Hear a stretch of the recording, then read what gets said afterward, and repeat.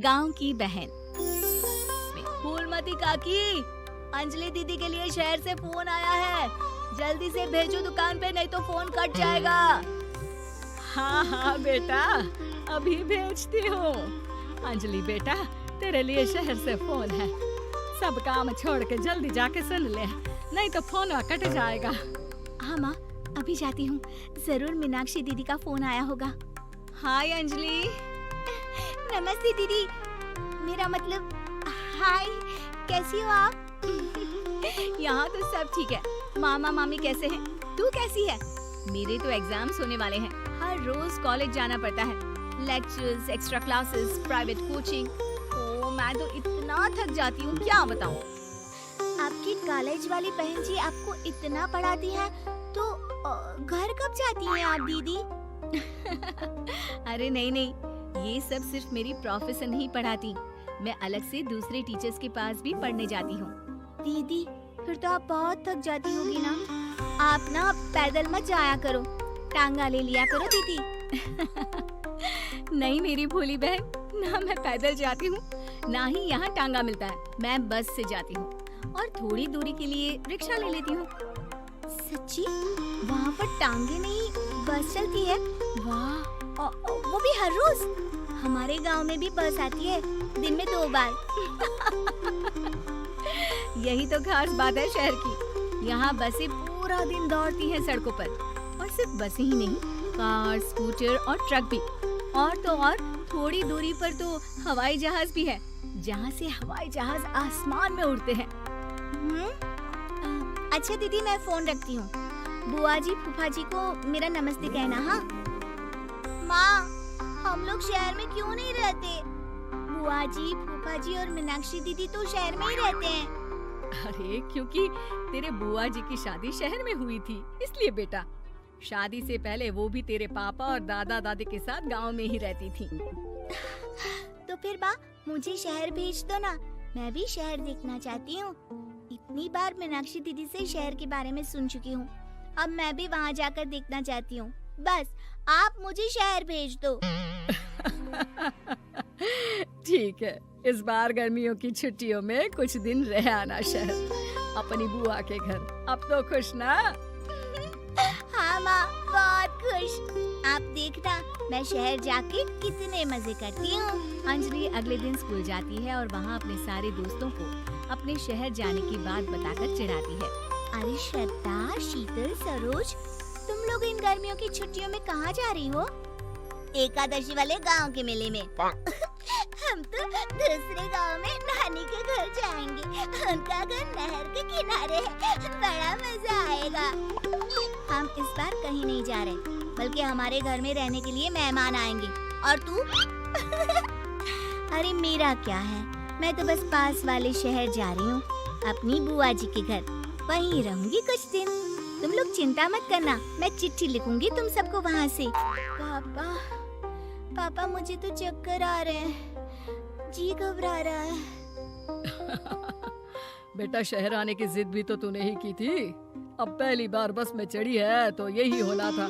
भुगतो। अरे मामा जी, अंजलि, आप लोग आने से पहले बता तो देते, मैं लेने आ जाती बस स्टैंड तक। आओ आओ भैया, आओ बेटी अंजलि। माँ बुआ जी कैसे हैं वहाँ, और भाभी कैसी हैं? सब ठीक है, बस अंजलि जिद कर रही थी कुछ दिन आप लोगों के साथ रहने की, सो छोड़ने आ गया। दीदी आप मुझे शहर घुमाने ले जाओ ना, मुझे भी शहर देखना है। हाँ हाँ चल, तैयार हो जा जल्दी से। अंजलि तैयार होने जाती है और कुछ देर बाद जब बाहर आती है तो अरे ये क्या कर दिया तूने? मार्केट तक ही तो जाना है, इतनी डार्क रेड लिपस्टिक, इतने बड़े बड़े झुमके और चूड़ियां और चेहरे पर इतना सारा पाउडर। मेरी बहन ऐसे नहीं चलेगा, जा और ये सब हटा के आ। अरे कैसे, क्यों? मैंने शहर आने के लिए इतनी मेहनत से ये सब इकट्ठा किया था, और वैसे भी मैंने देखा है मोहल्ले की राधा काकी के टीवी पर एक फिल्म चल रही थी, उसमें हीरोइनें ना ऐसे ही तैयार होकर जाती है घूमने। सब पता है मुझे, मैं तो ऐसे ही जाऊंगी दीदी। अंजलि शहर की चकाचौंध को देखकर बहुत हैरान और खुश होती है। ऊंची ऊंची इमारतें, सड़क पर दौड़ती गाड़ियाँ, बड़ी बड़ी दुकानें, उसकी एक्साइटमेंट का ठिकाना नहीं था। दीदी, ये छोटा सा कमरा सड़क के किनारे क्यों रखा है? इसमें कौन रहता होगा?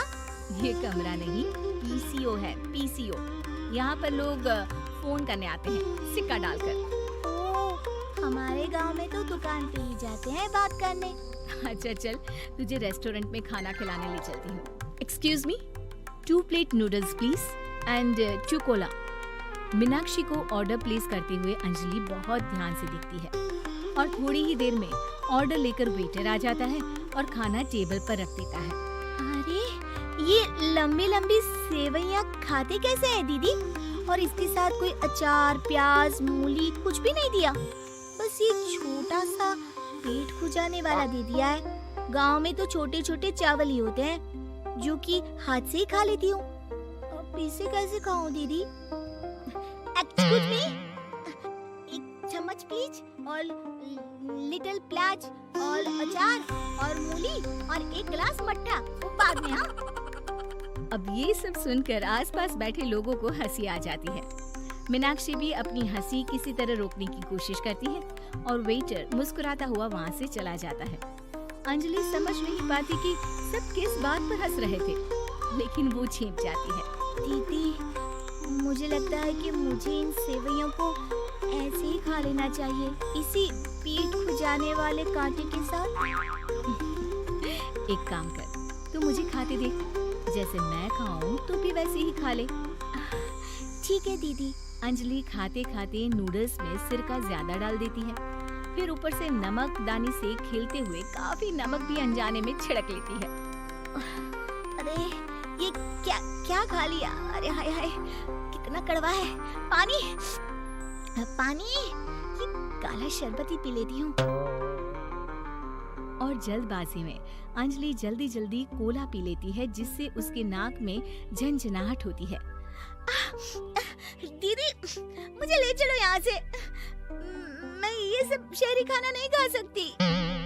अब शर्म के मारे मीनाक्षी अपनी बहन को वापस घर ले जाती है और कहती है कि देख अंजलि, माना कि शहर और गांव एक दूसरे से बहुत अलग है, लेकिन इसका मतलब ये नहीं कि हमेशा शहर ही बेहतर हो और उस वजह से हमें वो सब करना पड़े जो हम नहीं कर सकते। शहर में सहूलतें तो हैं ही, तो चुनौतियाँ भी हैं।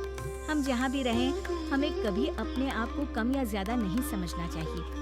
और किसी भी नई जगह में ढलने में समय लगता है, उसके लिए तुम्हें दूसरों की नकल करने की कोई जरूरत नहीं है। बेटा, घूम लिया शहर या अभी और घूमना है? नहीं पापा, मैं अपनी गलती समझ गई हूँ। आप गांव ही ले चलिए मुझे।